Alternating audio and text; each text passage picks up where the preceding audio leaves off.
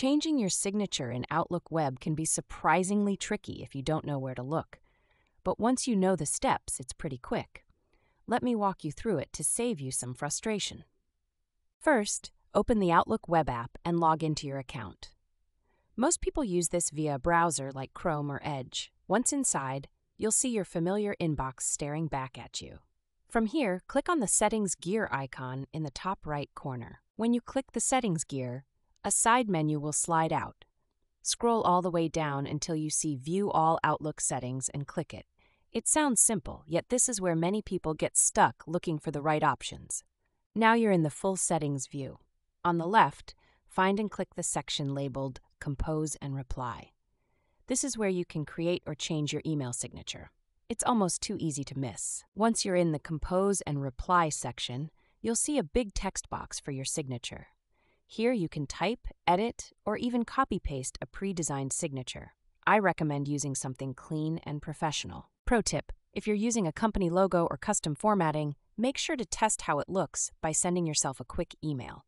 Visual consistency across devices, desktop, tablet, phone, is way more important than most people realize. Below the signature box, you'll see options to automatically include your signature on new messages, replies, and forwards. Check off the ones that suit your needs. Most people forget to apply their signature to replies. Hit Save before leaving the settings menu. Sounds basic, but plenty of people make their changes and then close out without saving.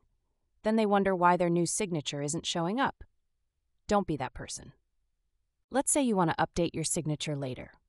The good news? The process is exactly the same. Once you've done it the first time, you'll breeze through it the next time. For those who switch between personal and professional emails on Outlook Web, you can create multiple signatures. Just choose the one you need on a per-email basis when composing your message. It's life-saving for multitaskers. One pain point I see often is formatting nightmares. If your pasted signature looks weird, it's likely due to weird HTML being copied from another document. Try pasting it into Notepad first, then transfer it to Outlook. If you're managing someone's email on their behalf, like for work, note that you'll need login access to their account to change their signature. Sadly, there's no magic button that lets you update it remotely. Changing your signature can seem overly complicated the first time, but really, it's just a 5-minute task once you know the process, and having a proper, polished signature helps you look that much more put together.